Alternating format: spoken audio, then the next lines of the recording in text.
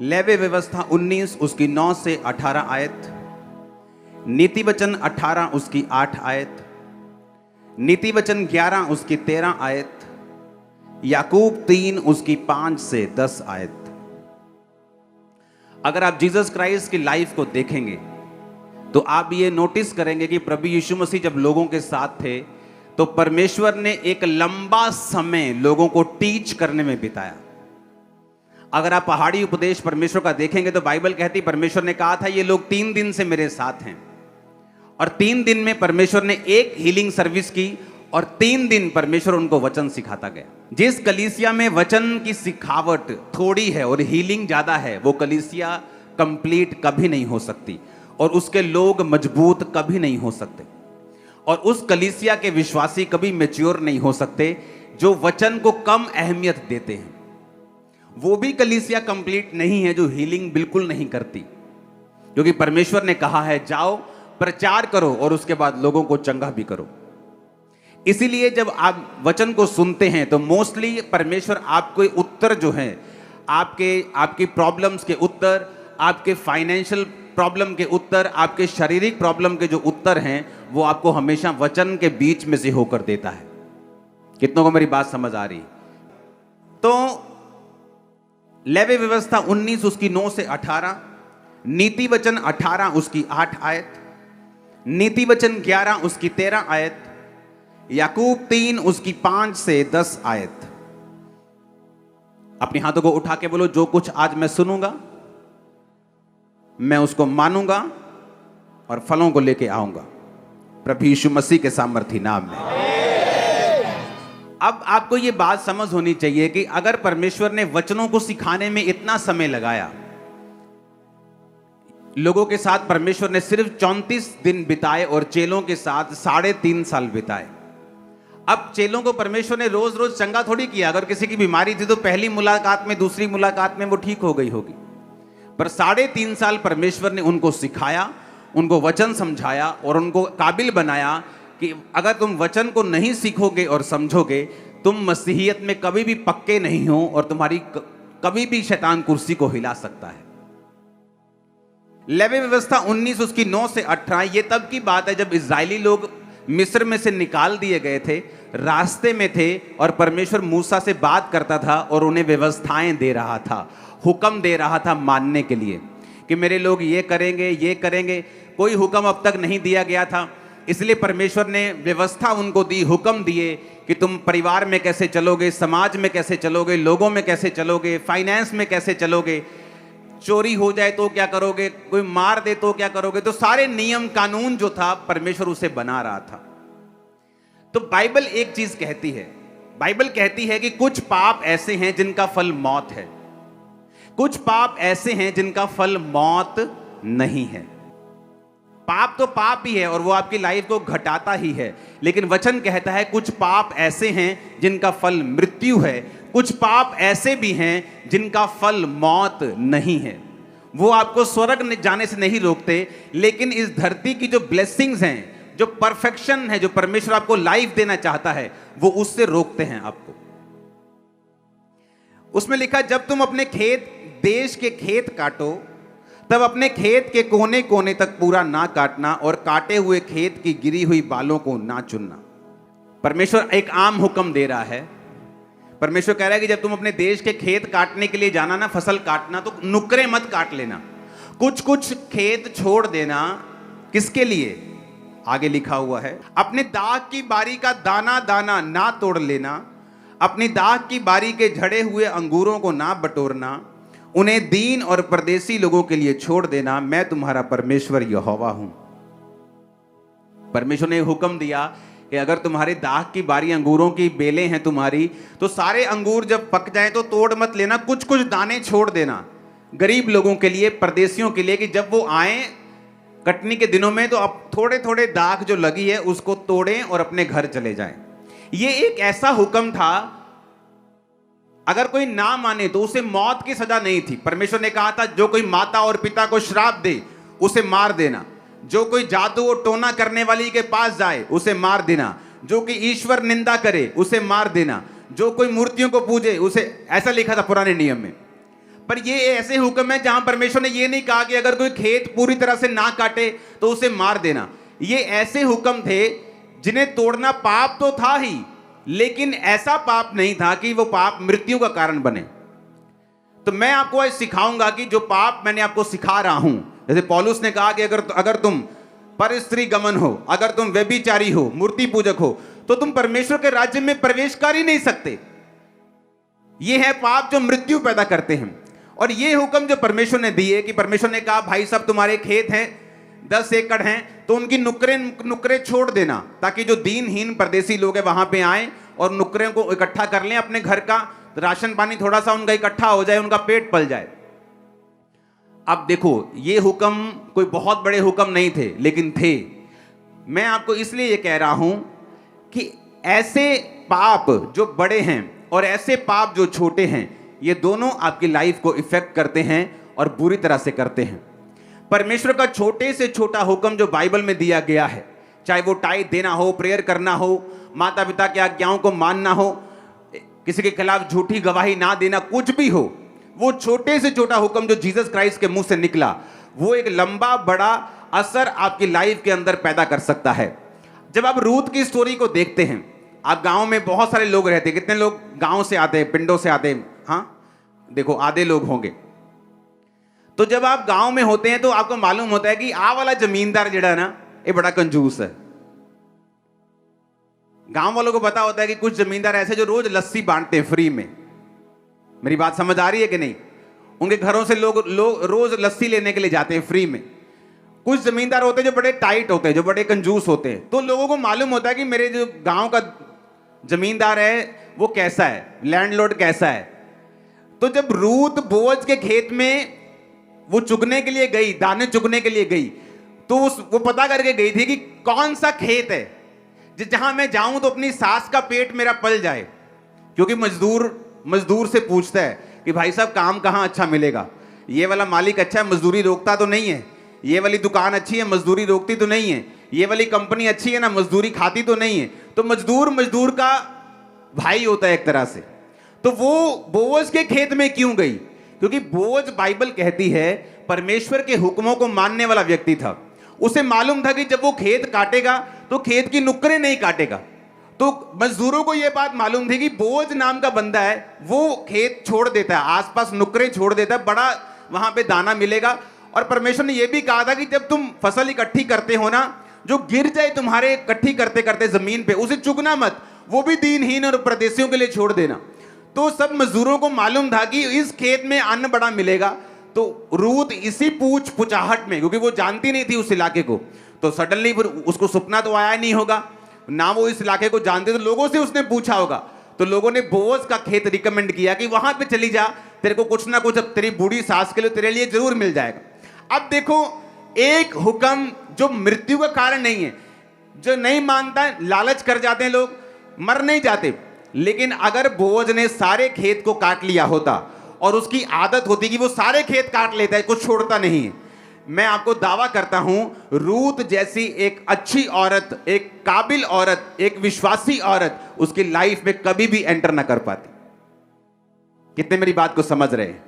एक छोटा सा हुक्म, एक स्मॉल सा हुक्म, किस तरह से देखो उसकी लाइफ में पैसा था, वो बोअज अमीर था, लैंडलॉर्ड था, पैसे थी, बरकत थी, नौकर चाकर थे, सब कुछ था, लेकिन मैरिज नहीं थी। आपकी लाइफ में कुछ टेस्टिमनीज ऐसी होती हैं, वो तब तक नहीं बनती जब तक आप अपने आप को परफेक्ट नहीं करते। कुछ लोग बोलते हैं मैं मूर्ति पूजा तो नहीं कर रहा हूं जी, मैं व्यभिचार नहीं कर रहा हूं जी। अब ये बात नहीं है। कई बार परमेश्वर आपको आपकी लाइफ की बड़ी टेस्टिमनी देने से पहले वो चाहता है आप छोटे छोटे गुनाह भी जो करते हैं उसको ना करें, परफेक्ट लाइफ रखें, ताकि परमेश्वर आपको वो लाइफ दे सके जो आपको देने के लिए, जिसके लिए आपको बुलाया गया है, जिसके लिए परमेश्वर ने आपको अपने पास बुलाया है। लेकिन अब परमेश्वर अब्राहम को बच्चा देना चाहता था, लेकिन अब्राहम परफेक्ट नहीं था, इसलिए परमेश्वर 99 साल का जब वो था, परमेश्वर आते हैं उसके दर्शन में, बोलते हैं अब्राहम मेरी उपस्थिति में चलता जा और सिद्ध होता जा। अब्राहम बोलता था परमेश्वर 24 साल हो गए तेरा पीछा करते, अभी भी मुझे सिद्ध होना है क्या? अब तो बातें कम कर, बच्चा दे मुझे। लेकिन परमेश्वर जानते थे कि जो मैं तुझे देना चाहता हूं, कई बार आपकी लाइफ में 5 टेस्टिमनीज बन चुकी हैं, बड़ी 6 टेस्टिमनीज बन चुकी हैं, लेकिन अभी भी एक ऐसी गवाही बाकी है जिस पर आपकी लाइफ डिपेंड करती है। कितने मेरी बात को समझ रहे हैं? मेरी लाइफ में ऐसा था, बहुत सी गवाहियां थी, लेकिन अभी भी कुछ टेस्टिमनीज ऐसी थी जिन पर मेरा पूरा जीवन निर्भर करता था। तो क्या करूं? खींच आती थी, खिजाहट आती थी, गुस्सा आता था, प्रभु के ऊपर निकालता था, प्रेयर बंद कर देता था, ड्रामे चलते थे, कोई फायदा नहीं होता था। फिर से दोबारा उसी प्रेजेंस में आना पड़ता था, कुड़कुड़ाकर अपनी ब्लेसिंग को मैं लेट करता था। तो परमेश्वर ने मुझे सिखाया कि मुझे परफेक्ट होना पड़ेगा, मुझे सीधा चलना पड़ेगा, मुझे धीरज रखना पड़ेगा, मुझे आत्मा के फलों को बनाना पड़ेगा, मुझे छोटे हुक्मों से लेकर बड़े हुक्मों को मानना पड़ेगा, ताकि वो आशीष मेरी लाइफ में जब आए तो वो कंप्लीट हो जाए। कितने मेरी बात को समझ रहे हैं? अब देखो, है छोटा सा हुक्म, परमेश्वर ने ऐसे ही बोला मूसा को कि जब दाख इकट्ठी करना तो सब इकट्ठी मत कर लेना, जब खेत काटना सारे मत काट लेना। अब एक धर्मी बंदा जो प्रभु से प्यार करता है, मैं आपको दावा करता हूं, वो छोटी आज्ञा हो बड़ी आज्ञा हो, वो उस आज्ञा को कभी भी तोड़ता नहीं, कभी भी नहीं ब्रेक करता उस आज्ञा को, कभी भी तोड़ता नहीं, छोटी हो चाहे बड़ी हो। लेकिन जो नॉन सेंसिटिव अनसेंसिटिव लोग होते हैं, जिनको सेंस नहीं होती, जो आत्मिक डफर होते हैं, उनको मतलब नहीं है, वो छोड़ दे, कोई नहीं, परमेश्वर साडे नाल ही है, वो कोई नहीं, चिंता नहीं करनी। और अब माफ करने वाला परमेश्वर, वो है माफ करने वाला, लेकिन पता नहीं कौन सी छोटी एक आदत है तुम्हारी बुरी, जो तुम्हारी लाइफ की एक बड़ी गवाही को रोक के बैठी। वो आदत छोटी सी हो सकती, गाली निकालना हो सकती, चुगली करना हो सकती, छोटी आदत, लेकिन तुम्हारी बड़ी गवाही को रोक के बैठी। मैं आपको बता रहा हूं, परमेश्वर कई बार आपकी लाइफ की बड़ी गवाहियां छोटे हुक्मों के पूरा होने के साथ जोड़ के रखता है, ताकि आपको यह बात समझ जरूर आए कि जिस तरह बड़े हुक्मों को मानना जरूरी है, छोटे हुक्मों को मानना भी उतना ही जरूरी है, क्योंकि आपकी कई लाइफ की बड़ी गवाहियां उन हुक्मों के साथ जुड़ी हुई होती हैं। कितने इन बातों को समझ रहे हैं? बोझ छोटे हुक्मों को मानता था, उसी वजह से उसे थोड़ी मालूम था, वो तो मानता था। जो टाइट देने वाले लोग हैं वो लालची थोड़ी हैं कि मुझे परमेश्वर 100 गुना देगा। ये कोई बिजनेस कर रहे हो क्या तुम? ये कोई परमेश्वर के साथ तुम्हारा बिजनेस चल रहा है कि तुम 100 दोगे तो वो तुम्हें 100 गुना करके 10,000 वापिस करेगा? नहीं, जो खुदा से प्यार करने वाले लोग हैं, आउट ऑफ लव, प्रेम के कारण, खुदा से प्यार के कारण, वो छोटे और बड़े सब प्रकार के हुक्मों को मानते हैं। और परमेश्वर का वचन पूरा होता है, तूने जो मुझसे प्यार किया है इसलिए मैं तुझको छुड़ाऊंगा। वो आपको छुड़ाने जा रहा है चर्च, आपके परिवार को बड़ी रीति के साथ छुड़ाने जा रहा है। आमीन ऊंचा चाहिए। अब देखो आगे क्या लिखा 11 आयत में, तुम चोरी ना करना, एक दूसरे से कपट ना करना और झूठ ना बोलना। आज्ञाएं हैं, लोग तोड़ते हैं, छोटी छोटी बात पे झूठ बोलते हैं। हाँ, किथे आ गए तू? मैं आ गया जी, बस नकोदर जंग पहुंच गया, अभी घर से निकले। ये भी झूठ है। आपको लगता है ये छोटा झूठ है, लेकिन कई बार ये चीजें आपकी बड़ी बरकत को रोक के रखती हैं और आपको मालूम भी नहीं होता।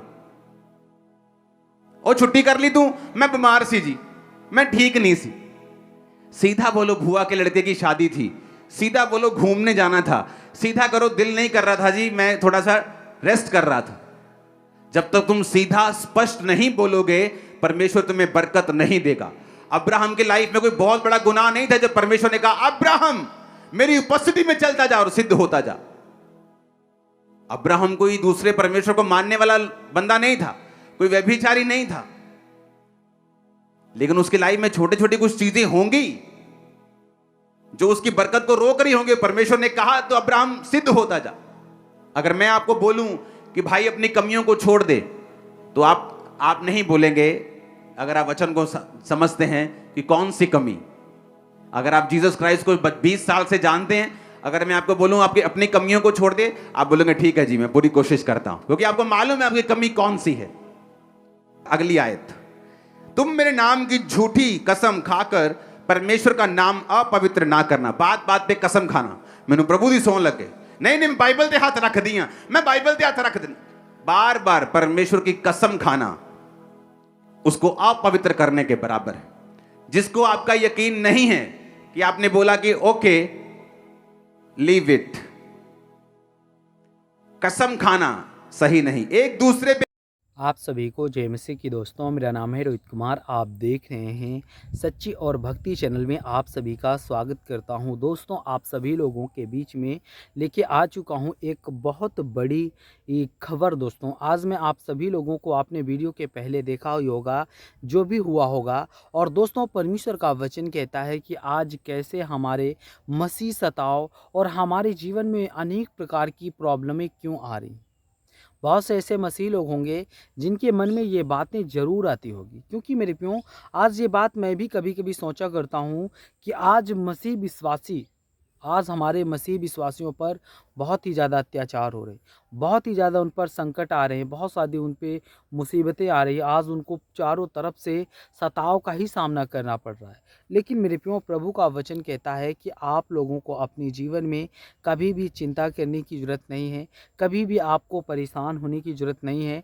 क्योंकि मेरे प्यो, प्रभु कहता है कि संकट जो है वो हमारे बहुत ही जीवन से आ रहा है। जैसे कि मसीही जीवन जीने से पहले कि आपने देखा होगा कि यीशु मसीह के आने से पहले भी जितने भी प्रभु के दास थे, जितने भी परमेश्वर के दास थे, उन सब पर भी बहुत ज़्यादा संकटें आई थी, बहुत ज़्यादा उन पर मुसीबतें आई थी, बहुत ज़्यादा उन पर दिक्कतें आई थी। लेकिन मेरे प्यो, प्रभु का वचन कहता है आपको कभी भी हार नहीं मानना, आपको कभी भी निराश नहीं होना, आपको कभी भी हताश होने की ज़रूरत नहीं है। क्योंकि प्रभु कहता है कि आपको विश्वास रखना होगा, आपको प्रभु के वचन पे चलना होगा। क्योंकि वो सर्वशक्तिमान परमेश्वर आपको बहुत सारी चीज़ों से आज़ाद करने की कोशिश करेगा, आपके जीवन से सारे दुख और तकलीफ़ों को हरने की कोशिश करेगा। क्योंकि मेरे प्यों, जैसे कि दानियेल के जीवन में कितनी बड़ी समस्याएं थी, लेकिन वो एक ऐसा शख्स था जिसको परमेश्वर पर बहुत ही ज़्यादा विश्वास था। उसने प्रभु पर विश्वास किया और निरंतर प्रार्थना करते गया, निरंतर वो प्रार्थना में लीन रहा। और हमेशा वो 3 टाइम प्रार्थना करता था।